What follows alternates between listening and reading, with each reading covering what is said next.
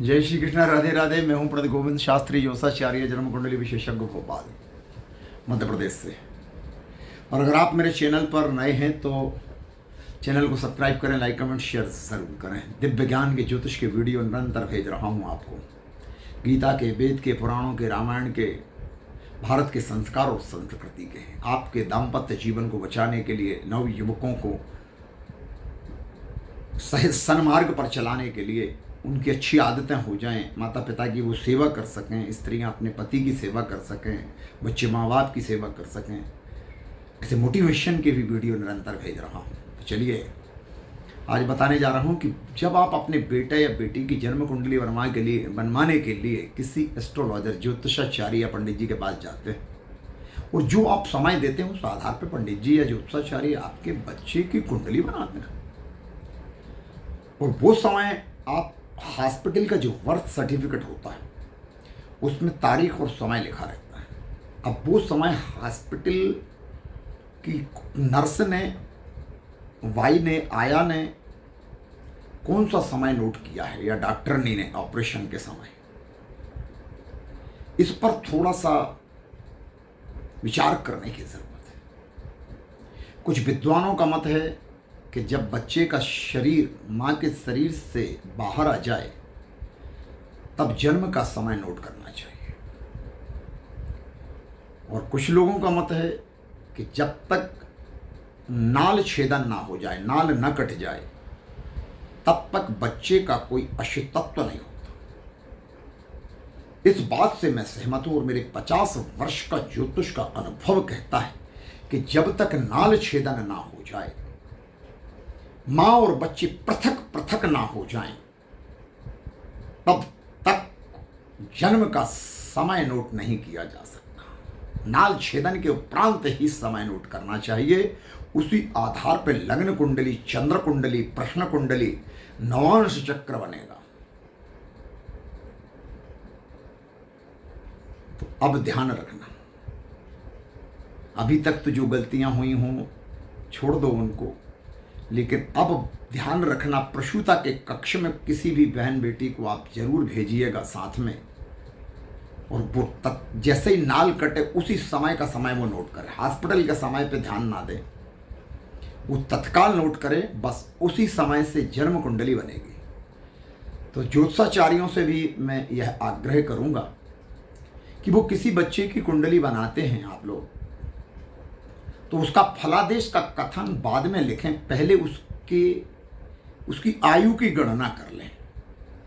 अगर बच्चा अल्प आयु का है या उसकी आयु शीघ्र खंडित होने वाली है, 1 महीने, 2 महीने में, 6 महीने, साल भर में, या 2-5 साल, 10-12 साल में, तो फल का कथन भी उस प्रकार से लिखें। और कौन सा समय उसके लिए संकटकालीन है, उसकी आयु कितनी है, उसकी मृत्यु का कारण क्या है, बुखार है, दुर्घटना है, सर्पदंश है, बिजली का करंट है, असाध्य रोग है, महामारी है, जल में डूबने से है, किस प्रकार से मृत्यु है, ज्योतिष में सब कुछ है। पहले आयु की गणना करें अपन लोग, और आयु की गणना के बाद बच्चे की कुंडली का फलादेश लिखें कि उसकी शिक्षा क्या है,